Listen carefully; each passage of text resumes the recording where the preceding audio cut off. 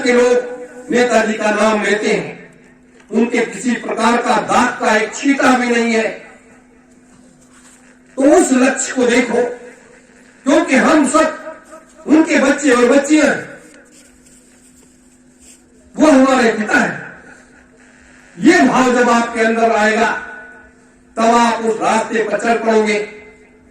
मेरे धर्म प्रेमी गुरु भाई बहनों, मैं इसलिए बता रहा हूं आपको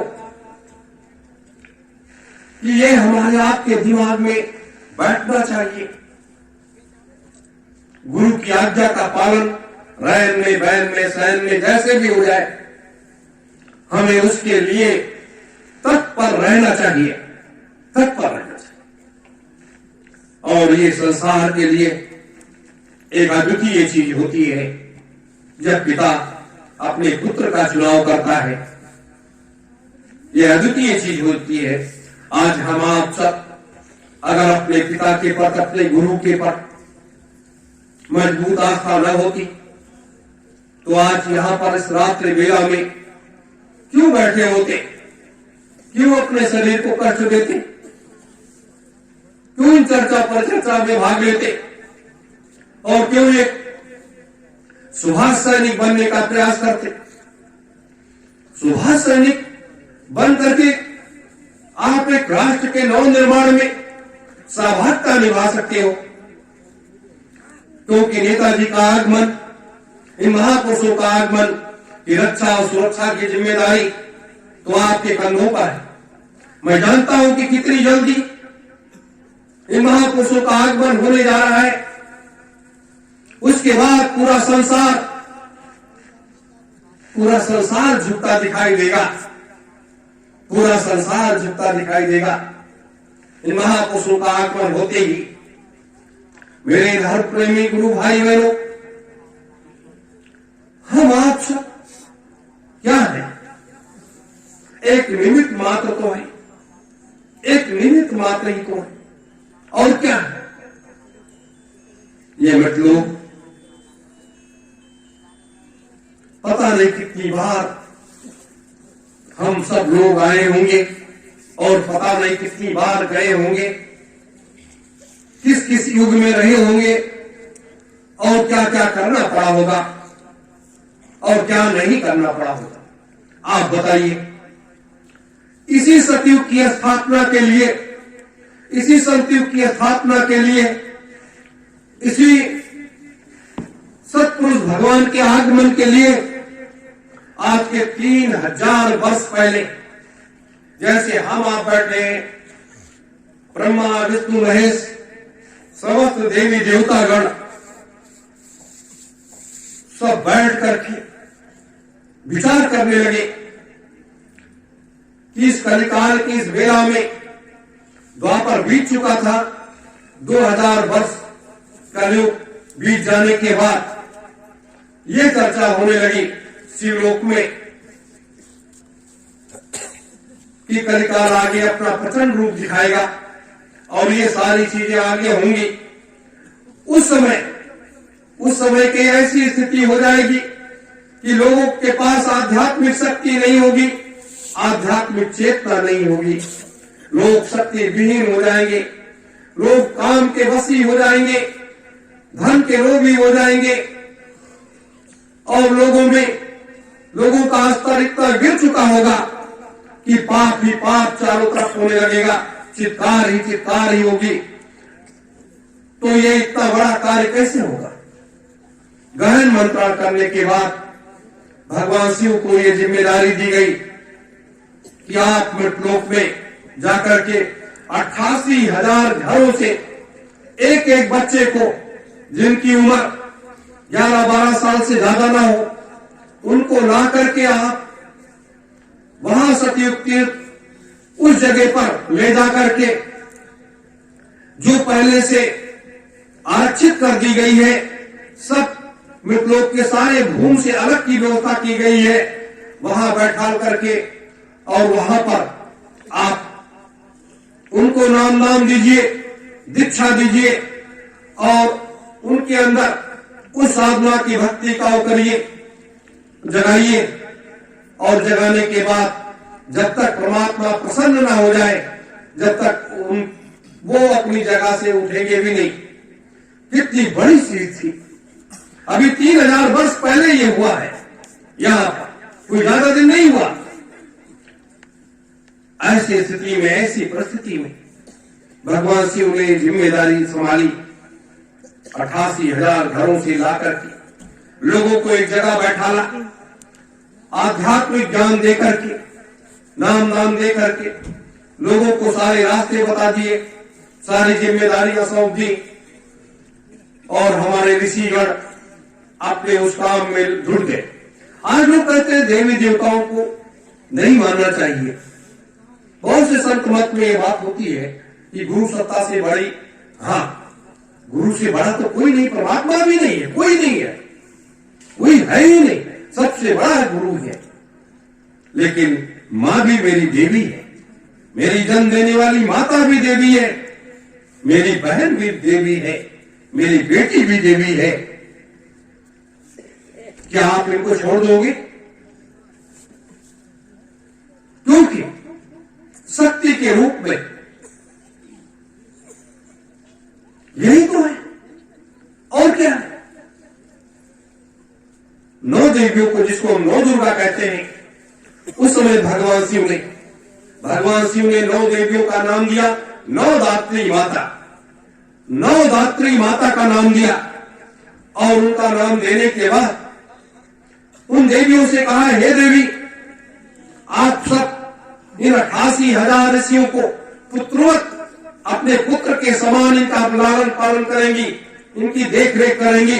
तो ये जो नीम का पेड़ है, वहां आपने देखा हनुमान जी के बगल में जहां पूजा होता है, वहां इनका स्थान बनाया गया कि आप यहां बैठ करके जो है इनकी देख रेख करेंगी, किसी प्रकार की कोई परेशानी नहीं आएगी। और 35 करोड़ देवताओं को लगाया गया कि इनकी देख रेख करोगे, कई समय समय पर आप लोग अपने कर्म को बदलते रहोगे, और इनके ऊपर किसी प्रकार की कोई परेशानी नहीं आएगी। तो ये बहुत ऊंचे ऊंचे टीले थे, ये सब एक एक पेड़ के पास बैठा दिए गए, और जब सब लोग बैठ गए तो साधना में लीन हो गए। आज 2-4 घंटे बैठना हमारे आपके लिए कठिन होता है। कुछ की आसनी डाल लेना और उसके ऊपर बैठ जाना, और ऐसे बैठ जाना। गले में एक रुद्राक्ष की माला थी, और एक कुछ की लंगोटी थी, और फिर शरीर पर कुछ नहीं था। 72 वर्षों तक हमारे ऋषिगण ऐसे बैठे रह गए। भगवान शिव के द्वारा दिया गया वो नाम, उस नाम को वो अंतर में जपते रहे। अब सोचिए, न पानी पीना है, न भोजन है, न नींद है, न शरीर को सीधा करने की कोई व्यवस्था है। कितना त्याग किया हमारे ऋषियों ने, हमारे महात्माओं ने। आज इस कर्म और कुकर्म के लोगों को देखो, क्या क्या ये लोग कर रहे हैं, धन के लोभ में क्या क्या कर रहे हैं। तो ऐसी स्थिति में, ऐसी परिस्थिति में जब परमात्मा प्रसन्न हुआ, तो परमात्मा ने कहा 72 वर्ष के बाद कहा कि ऐ ऋषिगणों, आपको क्या चाहिए? तब ऋषियों ने कहा कि हे प्रभु, हमें कुछ नहीं चाहिए, हम ये चाहते हैं कि जब आप इस कलिकाल में आओ तो एक ऐसा महायज्ञ करो जो भूते न भविष्यते। परमात्मा ने तथास्तु कह दिया कि ऐसा ही होगा। फिर ऋषिगणों ने हाथ जोड़ करके कहा, हे प्रभु, हम ये चाहते हैं कि हम ऋषिगण जितनी शक्तियों को अर्जित किया है, वो सारी शक्तियां यहां पर हम समाहित कर देते हैं, और जब आप आएंगे तो इन शक्तियों की आवश्यकता पड़ेगी, क्योंकि उस समय का पुरुष शक्ति विहीन होगा, उसके पास आध्यात्मिक शक्ति नहीं होगी। और जब ये लोग यज्ञ कुंड पर बैठेंगे तो इनके अंदर शक्तियों का संचार आप कर देना। परमात्मा ने उसे स्वीकार कर लिया। ये करने के बाद सोचिए कितना त्याग किया। फिर इन 3 वर्षों तक जहां पर यह धर्म ध्वजा लगी हुई है, यहां पर यज्ञ में 24 घंटे आहुतियां पड़ने लगी। यहां पर एक ज्योत का प्रकाश निकलने लगा, बहुत बड़ा प्रकाश निकलता था और तमाम लोग आते थे, यहां पर बैठते थे, साधना करते थे और लोग तीसरा नेत्र लोगों का खुल जाता था और लोग सभी लोगों में विचरण करते थे। लेकिन जब मुगलिया सल्तनत का साम्राज्य आया तो ऐसे समय में क्या हुआ कि औरंगजेब की निगाह इस पर लग गई। उसने यहां तमाम सब कटवाया फटवाया, फिर ये इसको बुझाने का प्रयास किया। इसमें तमाम जानवर सालों तक काट करके डाले जाने लगे। जब ये नहीं बुझा तो काशी के पंडितों से सलाह दिया कि कैसे बुझेगा। उन्होंने बता दिया कि अगर हजारों महिलाओं को नग्न स्थिति में खड़ा कर दिया जाए तो ये बुझ जाएगा, क्योंकि ऋषि और ब्रह्मचारी थे और वो हमेशा उनका वास रहता था वहां। और जब नग्न स्थिति में देवियों को खड़ा कर दिया गया तो वो ज्योति वो बुझ गई। जब वो बुझ गई तो यहाँ तो वीरान जंगल था ही। अब इस जंगल को कौन क्या करता, ऐसे क्रम चलता रहा। तमाम साधु महात्मा आते थे, यहाँ रहते थे। धीरे धीरे धीरे धीरे करके नेताजी भी आए, यहाँ उन्होंने भी काफी समय तक साधना किया, उसको जगाए रखा।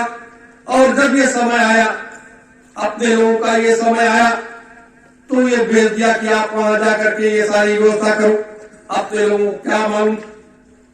और जब इस वीरान जंगल को अपने लोगों काट करके कंप्लीट किया तो धर्म ध्वजा लगाने की जब बात आई तो उस जगह को बता दिया कि इस जगह पर धर्म ध्वजा लगाओ, यहाँ पर जो है ये ऐसी व्यवस्था है। मेरे धर्म प्रेमी गुरु भाई बहनों, ये बड़ी चीजें हैं, ये कैसी ऐतिहासिक चीजें हैं जो इस सतयुग की स्थापना के लिए हमारे पूर्वजों ने बड़े बड़े त्याग किए हैं। सतयुग की स्थापना के लिए कि कल जब ये मृतलोक में सतयुग आएगा, हमारा पुरुष भगवान आएगा, तो ये सारा कार्य उनके द्वारा संपन्न होगा। तो आज गंगा माता गोमती यहाँ से 3-4 किलोमीटर दूर रहती थी और उनको ये जिम्मेदारी दी गई, ये सारी शक्ति जो हमारी शक्ति है, खासी हजार ऋषियों ने दिया, ये जो सारी शक्ति है इसको आप इसे सुरक्षित रखेंगी और जब वो लोग आएंगे तो उनको ये शक्ति आप उपहार के रूप में दे देना और जहां उनको जरूरत होगी उसका प्रयोग करेंगे। मेरे धर्म प्रेमी गुरु भाई बहनों, ये व्यवस्था है। इस चीज को समझना चाहिए लोगों को, लोगों के समझ में। ये तो कारमाया का देश है। जिस दिन श्वासों की पूंजी खत्म हो जाएगी, ये जीवात्मा अपने घर को चली जाएगी, हाड़ मांस का शरीर यही परिवार के लोग ले जाकर के जला करके खाक कर देंगे और 1-2 साल में लोग भूल जाएंगे कि हमारे परिवार में कोई था या नहीं था। लेकिन ये तो ऐसी व्यवस्था बन रही है कि हम लोग रहेंगे या नहीं रहेंगे, लेकिन हमेशा मर करके भी जिंदा रहेंगे। इसलिए कि ये धर्म ग्रंथ जो बनेगा, इस परिवर्तन का जो धर्म ग्रंथ बनेगा, ये भी रामायण गीता वेद पुराण के तरीके से इसकी भी पूजा होगी। ये बहुत बड़ा परिवर्तन है। इतना बड़ा परिवर्तन सतयुग और त्रेता द्वापर में नहीं हुआ, कलयुग के कई कालखंडों में नहीं हुआ। जितना बड़ा ये परिवर्तन होने जा रहा है, जितना बड़ा ये राज रहस्य की संरचना हो रही है, एक ऐसा कोई कि जिसको स्वयं सत्पुरुष भगवान को इस मृतलोक में चले आना पड़ा, निरंजन भगवान को इस मृतलोक में आकर के काम करना पड़ा। सोचिए, भगवान शिव को आना पड़ा, क्या क्या करना पड़ा। तो एक नया ये कालखंड है, एक ऐसा कालखंड है जिसके तहत हमें आपको आगे बढ़ना है। और मैं पहले भी कहा पर ये धर्म नीति और राजनीति, जैसे ये दाहिना और बायां पैर हमारा, ये दोनों नाक, ये दोनों आंख, ये दोनों हाथ, ये हमारे गवाही है। इसी तरीके से धर्म नीति और राजनीति दोनों पहिए को बराबर चलाना है, दोनों पहिए को बराबर चलाना है। जैसे भगवान कृष्ण ने धर्म नीति और राजनीति दोनों पहिए को बराबर चलाया और दोनों पहिए को चला करके तब इतना बड़ा कार्य वो कर पाए, नहीं तो नहीं कर पाते। धर्म के परिक्षेत्र में, अकेले धर्म के परिक्षेत्र में चल करके सिर्फ आप साधना कर सकते हो, अपने को आप अर्जित कर सकते हो, शक्ति अर्जित कर सकते हो, लेकिन उस शक्ति का आप दुरुपयोग भी नहीं कर सकते हो। वो शक्ति जहां उसकी आवश्यकता होगी वहां उसका प्रयोग होगा। और राजनीति के परिक्षेत्र में धर्म आधारित राजनीति और राजनीति आधारित धर्म, ये दोनों व्यवस्थाएं ऐसी हैं कि जब आप इसको लेकर के चलोगे तभी आप इस मृतलोक की व्यवस्था के कचरे को साफ कर सकते हो, वरना नहीं साफ कर सकते हो। इसलिए हमें आप सबको जितना धर्म के परिक्षेत्र में चलना है उतने राजनीति के परिक्षेत्र में चलना है और जबरदस्त तरीके से उन विचारधाराओं के तहत संघर्ष करना है। एक तरफ सत्य खड़ा है, एक तरफ धर्म और धर्म के इस खेल में एक तरफ अधर्म है तो एक तरफ धर्म है, ये मान करके चलो। हम आप सब लोग धर्म युद्ध की लड़ाई लड़ रहे हैं, अधर्म का समाप्त करने के लिए, अधर्म का नाश करने के लिए कर रहे हैं। तो इसमें सबकी सहभागिता है, सबकी आवश्यकता है। हम किसी की निंदा बुराई करने की बात नहीं कर रहे हैं कि हम किसी की निंदा बुराई करने आए, नहीं। ये देश संत महात्माओं का है, ऋषि मुनियों का देश है। और ऋषि मुनि संत महात्मा जो के वो पथ प्रदर्शक होते हैं, वो भी राष्ट्रवादी होते हैं, वो भी समाज के सुधारक होते हैं। जैसे कबीर साहब आए, कबीर साहब मात्र आध्यात्मिक विचारधारा को लेकर के चले, समाज को उन्होंने दिशा दिया, लोगों को अच्छे मार्ग पर चलने की प्रेरणा दी, गलत चीजों का उन्होंने विरोध किया। लेकिन सिर्फ आध्यात्मिक परिक्षेत्र में कदम बढ़ाया। क्या उस समय का मुगलों का साम्राज्य था, व्यवस्था में कोई बदलाव आया? नहीं। लोग शिष्य बने, नाम मान लिए, रास्ता मिला और लोग अपने आत्म कल्याण के लिए लोग लग गए। मानव का धर्म है स्वयं को वो कर दो कि मानवता की रक्षा के लिए अपने को विलीन कर दो, ये मानव का धर्म है। और ये धर्म पर जब लोग चलते हैं वही लोग सच्चे सदगुरु के सिपाही होते हैं। मेरे धर्म प्रेमी गुरु भाई बहनों, तो हम आप इस धर्म नीति और राजनीति के इस पहिए को बराबर घुमा रहे हैं और इसमें आप लोग बढ़ चढ़ करके हिस्सा लीजिए, सहभागिता निभाइए और सहयोगी बनिए। आप लोग पदाधिकारी बनिए, कार्यकर्ता बनिए, सदस्य बनिए और संगत और संगठन को दोनों को मजबूत करिए। आध्यात्मिक क्रांति और वैचारिक क्रांति, और 6 महीने के अंदर, मैं आज कह देता हूं, 6 महीने के अंदर हिंदुस्तान में एक ऐसी वैचारिक क्रांति का विस्फोट होगा कि पूरा संसार देख करके अचंभित हो जाएगा। भारत माता की जय, भारत माता की जय। क्योंकि हमें आपको गुरु का काम, अपने गुरुदेव का काम करना है, अपने पिता का काम करना है और इस व्यवस्था संसार को बदलना है। इस संसार को बदलने आए हम आप सब, इस संसार को बदलने आए। अपने में तो बदलाव किया ही, अपने गुरु के श्री चरणों में लौट करके अपने में बदलाव किया हम आप लोगों ने, सबने।